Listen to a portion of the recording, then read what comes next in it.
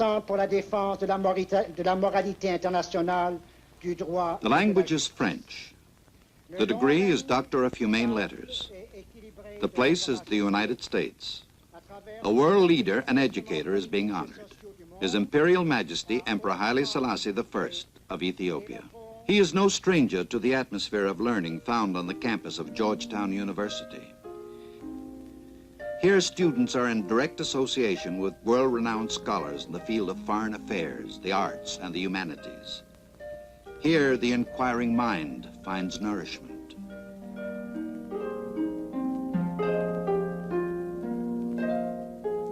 During the 8-day visit of Haile Selassie to the United States, he will participate in many ceremonies that demonstrate the respect of a friendly nation.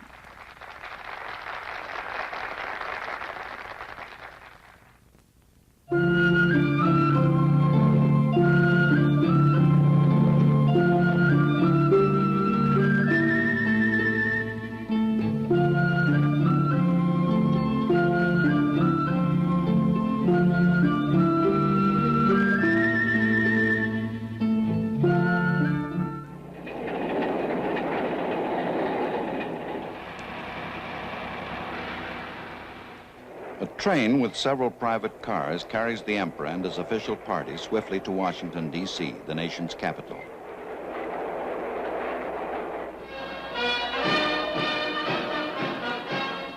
This will be the first meeting for President John F. Kennedy and Mrs. Kennedy with the man who played a leading role in the creation of African unity.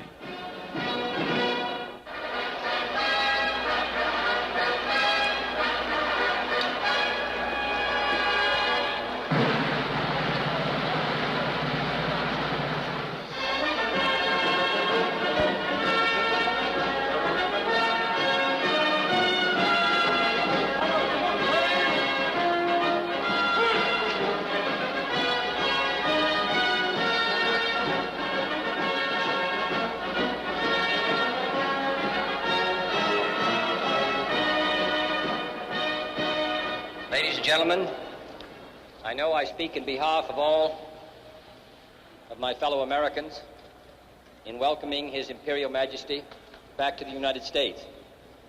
Since His Majesty visited the United States nearly a decade ago, we have seen one of the most extraordinary revolutions in history, and that has been the appearance on the world scene of 29 independent countries in the short space of less than 10 years, including over 150 million people. The conference recently held in His Majesty's capital served, I think, to bring together in a great cooperative movement the people of most of these countries. And the success of that conference was due in no small part to the leadership of our distinguished guest. His efforts to move his country forward and provide a better life for its people, and his efforts throughout the world, which stretch back over 30 or 40 years. For all of this, Your Majesty, we take the greatest pride in welcoming you here. You do us honor, and I can assure you that there is no guest that we will receive in this country that will give a greater sense of livelier pride and satisfaction to the American people than your presence here today. Your Majesty, you're most welcome.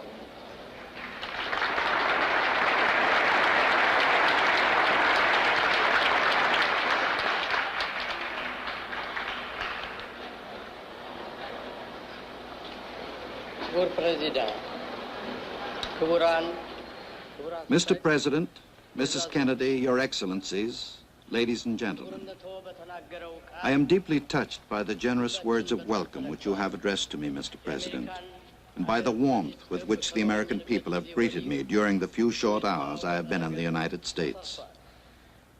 In the decade which has elapsed since my first voyage to America, the face of the globe has been vastly altered. Africa and Asia have been transformed into continents whose people are almost entirely removed from the subjugated status which was the lot of so many of them but a few short years ago. As free men, we Africans are now seeking the unity and the oneness which will enable us to put our freedom to the best use. The service of the peoples of our continent, the defense of right and justice, the protection of the peace. የህዝባችን ኑሮ ደረጃ ተሻሽሎ ድህነትና ድንቁርና ከዓለም እንዲወገድ ቁርጥ ሐሳብ አድርገናል።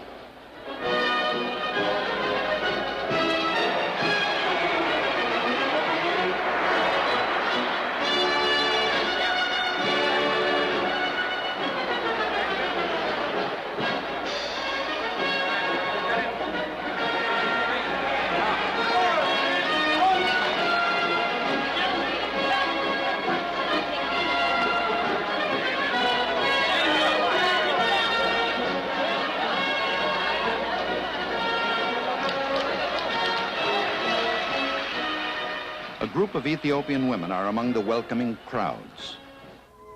The Emperor of Ethiopia has come to Washington to discuss important aspects of world peace and economic progress. He confers with President Kennedy on African problems and aspirations in these vital areas.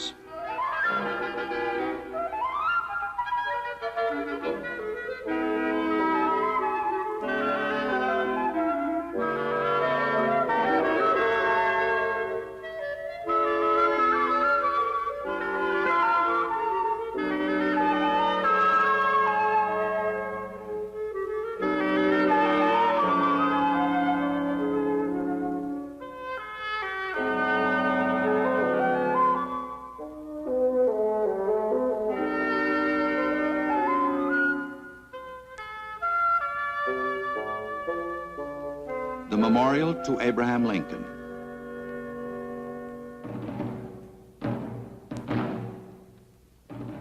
The Emperor and his party arrive at the Lincoln Memorial to place a silver wreath in honor of the American president, who is an international symbol of unity and freedom. President Kennedy's Secretary of Interior, Stuart Udall, accompanies the Emperor. Included in the Emperor's party are Ras Imru Haile Selassie, Ambassador Dinky, Ethiopian Ambassador to the United States, and Ambassador Corey, United States Ambassador to Ethiopia.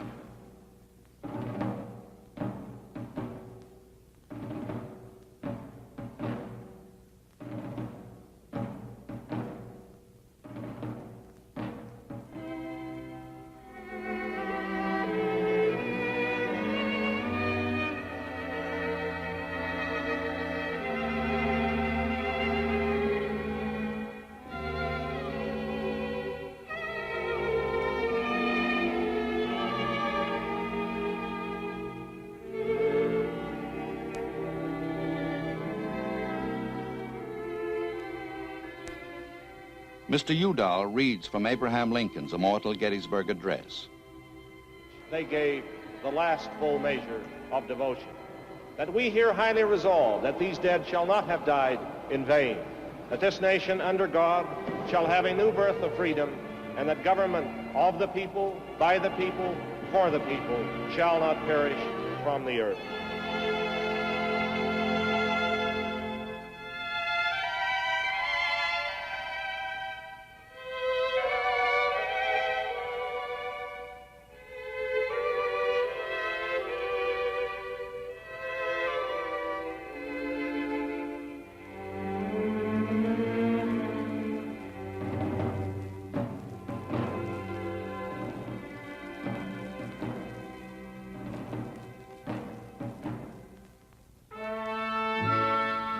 At the National Legislature, the Vice President of the United States, Lyndon B. Johnson, and leaders of the Senate and House of Representatives hold discussions with the Emperor.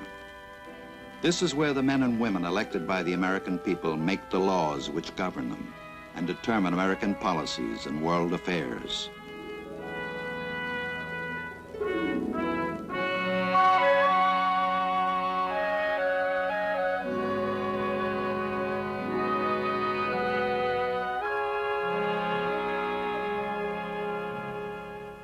In the same room where President Kennedy holds his press conferences, the Emperor meets with over 500 representatives of the American and world press.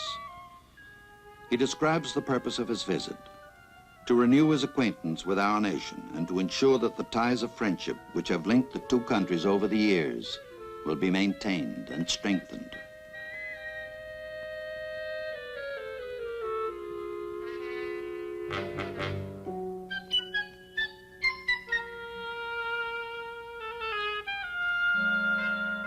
In reply to one question, the Emperor says, What interests us most in Africa today is the collaboration for the purpose of achieving unity for the benefit of Africa and as a contribution to world peace.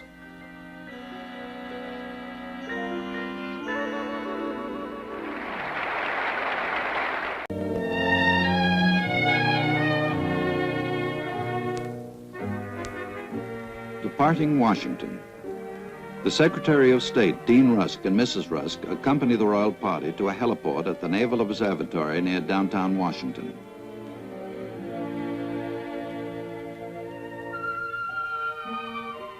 Members of the diplomatic corps pay their respects to the Emperor and members of the official party, which includes his granddaughter, Her Highness the Princess Ruth d'Este.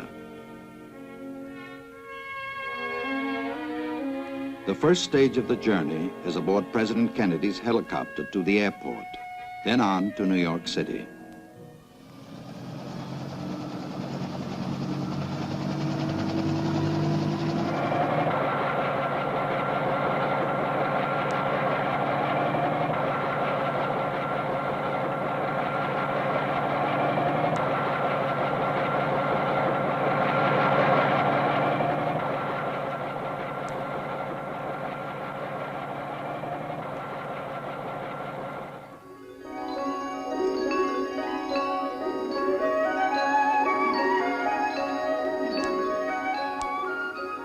New York, America's largest city. Towers of concrete and steel and organized stone probe the sky. Here, knowledge and culture are available to all who seek it.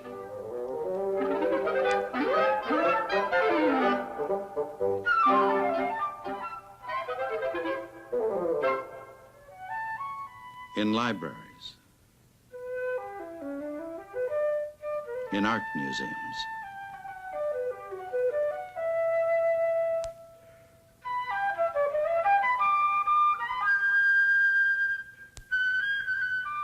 in cultural centers. Here is the library of the famed Columbia University, where Princess Ruth and many other Ethiopians have studied.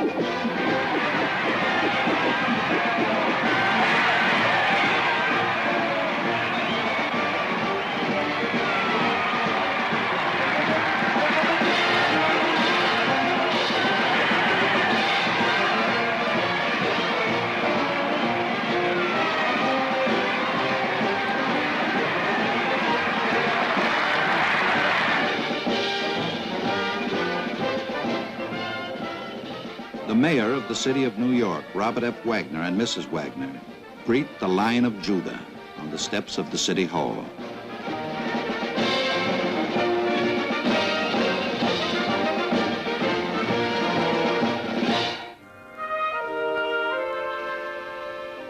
En route to the United Nations, where an open forum, nations can share the benefits of peaceful association.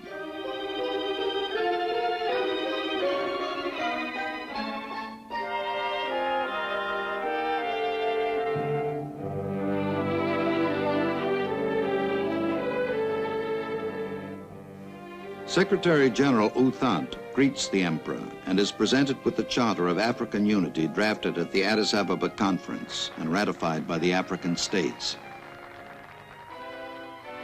From the people of Ethiopia, a gift to the United Nations, a finely carved miniature of the great obelisk of Aksum, the ancient capital of Ethiopia.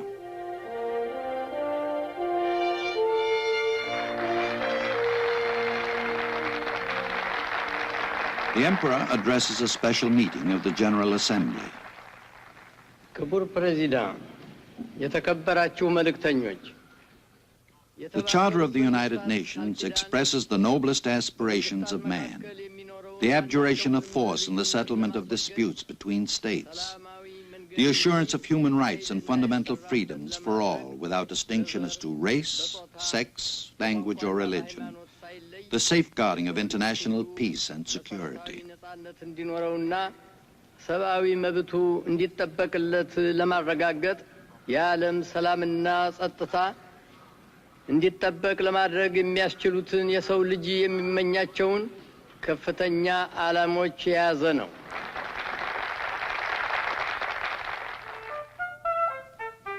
Television is another medium of communication through which millions of Americans see and hear the emperor. On a program devoted to current events, the sight and sound of free discussion is transmitted to the television audience.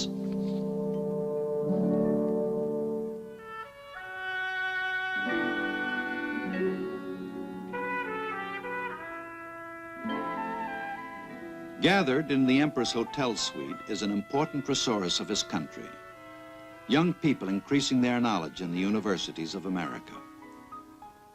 One of the most satisfying moments of his tour, a face-to-face meeting with many of the Ethiopian students.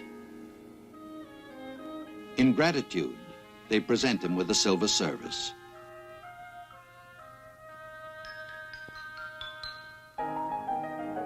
He thanks them and replies that the gift he wants most is unity of purpose, their cooperation in quickening the pace of Ethiopian development.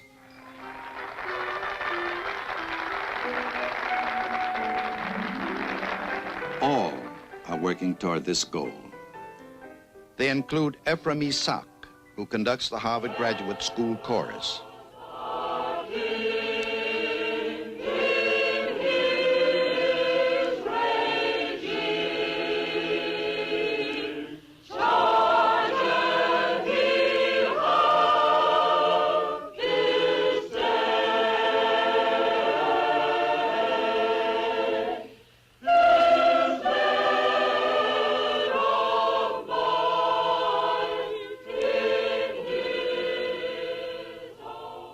His mission? To found a conservatory in Addis Ababa, taking his doctorate at Harvard University, where President Kennedy was also graduated.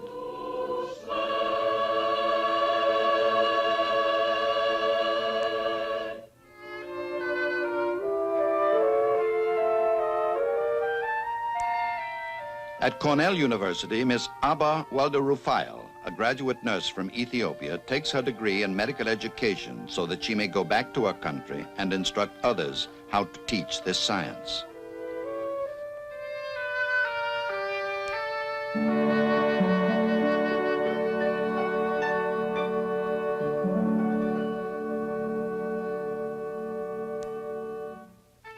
On the same campus, Bayena Chichai-Balu, a former government agricultural agent from Harar in the eastern part of Ethiopia, digs deeper into the science of agronomy, learning to overcome the common problems that face men who work the soil in all parts of the world. His specialty is animal husbandry.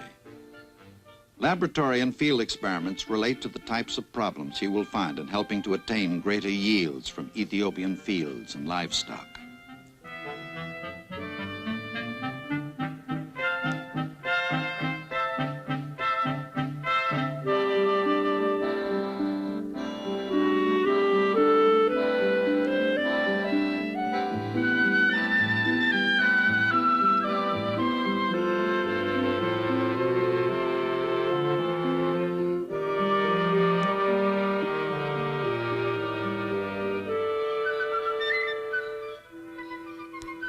Aviation is essential to a nation like Ethiopia, with rugged terrain and isolated areas. This young man, Bayena Gulilat, is mastering the rudiments of flight at a Washington flying school, studying to be a commercial pilot, secure in the knowledge that the skills he is learning will be of importance to his country.